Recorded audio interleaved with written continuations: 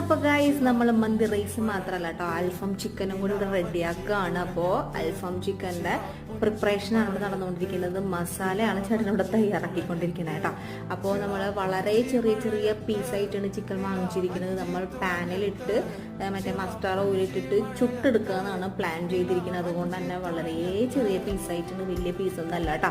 അപ്പോൾ ഇത് മസാല ഇവിടെ സെറ്റായി. നമ്മൾ ചിക്കൻ മിക്സ് ചെയ്ത് ഏറെക്കുറെ ഒരു 1.5 മണിക്കൂർ നമ്മൾ വെച്ചതിന് ശേഷമാണ് നമ്മളിത് പാനിലിട്ട് ചുട്ടെടുക്കുക കേട്ടോ. അപ്പോൾ ചുട്ടെടുത്ത വീഡിയോ ഒന്നും എനിക്ക് എടുക്കാൻ പറ്റിയില്ല, ഞാൻ കിടക്കുന്ന ടൈമിലാണ് ചേട്ടൻ അത് ചുട്ടെടുത്തിട്ടുണ്ടായിരുന്നത്. അപ്പോൾ നമ്മുടെ മന്തി ഇവിടെ റെഡി ആയിട്ടുണ്ട്. മന്തി റെഡി ആയി കഴിഞ്ഞപ്പോൾ നമുക്ക് അപ്രതീക്ഷിതമായി 2 ഗസ്റ്റുകളൊക്കെ കിട്ടി. അപ്പോൾ ഇവരാണ് നമ്മുടെ ഗസ്റ്റുകൾ. അപ്പോൾ നമ്മൾ ഒരുമിച്ചിരുന്നിട്ടാണ് നമ്മൾ മന്തി കഴിച്ചത്.